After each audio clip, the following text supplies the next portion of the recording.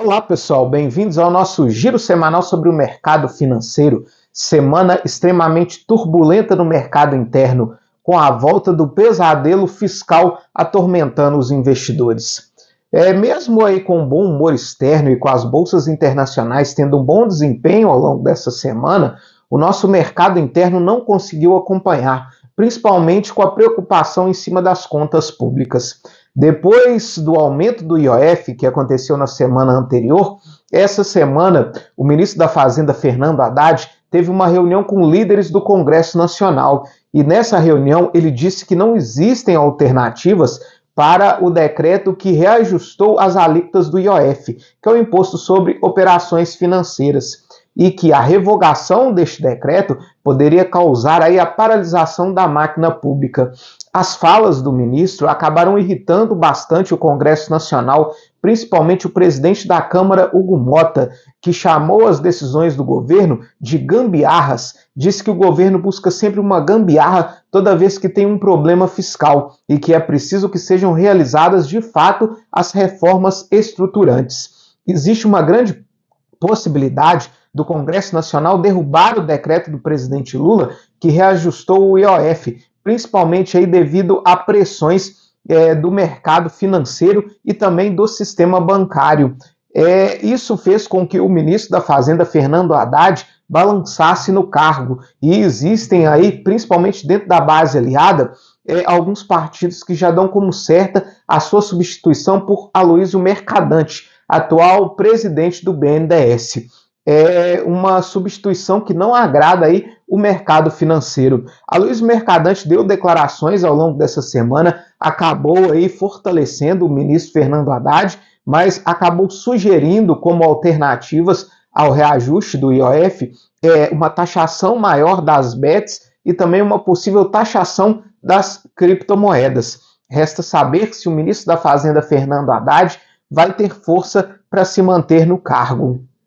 Já no mercado internacional, nós tivemos a notícia de que Estados Unidos e União Europeia estão negociando as suas tarifas e que neste primeiro momento vai haver aí um adiamento da taxação entre os Estados Unidos e o bloco europeu, o que acabou animando os investidores. Outra boa notícia dos Estados Unidos foi o PCA, que é a inflação de consumo, que o FED usa para balizar a sua taxa básica de juros, que registrou alta de 0,1%, abaixo daquilo que era esperado pelo mercado. Nos últimos 12 meses, o PCA está bem próximo da meta de inflação dos Estados Unidos. Registrou um acumulado de 2,1%. Outra notícia que animou os mercados foi que um tribunal dos Estados Unidos acabou derrubando as tarifas de Donald Trump. Essa decisão aí foi rapidamente revertida pelo governo norte-americano, mas acabou trazendo aí um certo alívio de mercado de que Trump vai precisar aí revisar as suas tarifas. Além disso, Elon Musk anunciou aí a sua saída do governo norte-americano. Diz que agora vai se dedicar mais às suas empresas.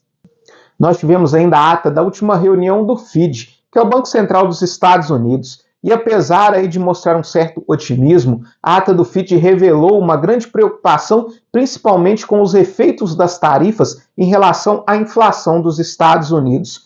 O que fica aí em xeque a previsão do mercado de que nós devemos ter pelo menos 2 quedas de juros nos Estados Unidos ainda esse ano. Mesmo assim, as bolsas em Nova York fecharam em alta essa semana. O S&P 500 encerra em alta de 2,24%, a Nasdaq subiu 2,64% e o Dow Jones subiu 1,79%. Já na Europa, o Stoxx 600 subiu bem menos, encerra essa semana em leve alta de 0,26%. Já aqui no Brasil, as preocupações fiscais refletiram principalmente na cotação do dólar, que fechou essa semana em alta de 1,37%, cotado aos R$ 5,72. Já o nosso Ibovespa encerra essa semana em queda de 0,58%.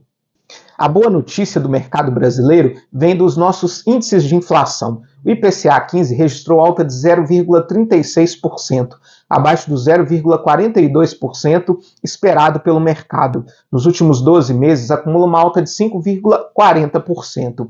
As maiores altas vieram principalmente do reajuste dos medicamentos e a principal queda veio no preço dos combustíveis. O grupo de alimentos, que vinha registrando forte alta nos últimos meses, também registrou uma alta menor daquilo que era esperado pelo mercado. Outra boa notícia também veio do IGPM, registrou queda de 0,49%, mostrando aí que nós não temos pressões nos preços do atacado. Agora, nos últimos 12 meses, nosso IGPM acumula uma alta de 7,02%. O IGPM é medido pela Fundação Getúlio Vargas e geralmente aí é usado como reajuste para os aluguéis.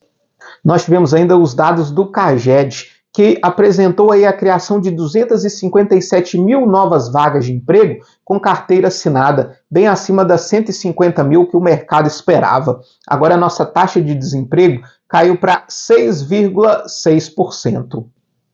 Já no mercado das commodities, o petróleo caiu 3,09%, com o barril Brent, referência para a Petrobras, encerrando a semana cotado aos $62,79. Essa queda do petróleo deve-se às negociações de paz entre Rússia e Ucrânia, que vão ser retomadas a partir da segunda-feira, mesmo depois aí do presidente dos Estados Unidos, Donald Trump, ter criticado o presidente da Rússia, Vladimir Putin.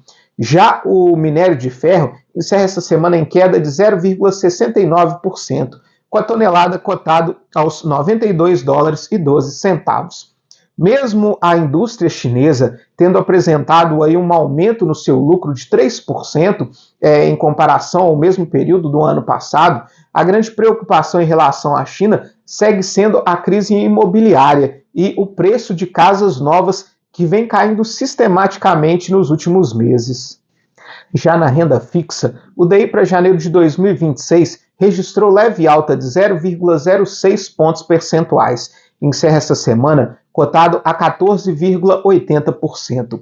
Já a renda fixa apresentou um bom desempenho no mês de maio, com o IMA geral encerrando o mês com alta de 1,25%. Já os pré-fixados, medido pelo IRFM, encerram esse mês de maio com alta de 1%. Nós tivemos ainda a divulgação do PIB brasileiro no primeiro trimestre, que registrou alta de 1,4%.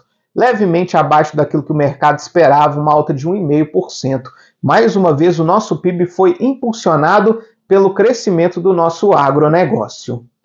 Nós tivemos ainda duas notícias negativas para o mercado brasileiro. A primeira delas mexe com a nossa inflação. A ANEEL anunciou que para o mês de junho nós teremos bandeira vermelha na conta de luz, o que representa uma cobrança adicional de R$ 4,46 a cada 100 kW gastos, o que pode mexer aí com a nossa inflação. Nós tivemos ainda o pedido de recuperação judicial da Azul nos Estados Unidos, na tentativa de reestruturar a sua dívida de cerca de 2 bilhões de dólares, o que deve afetar as operações da companhia aérea aqui no Brasil.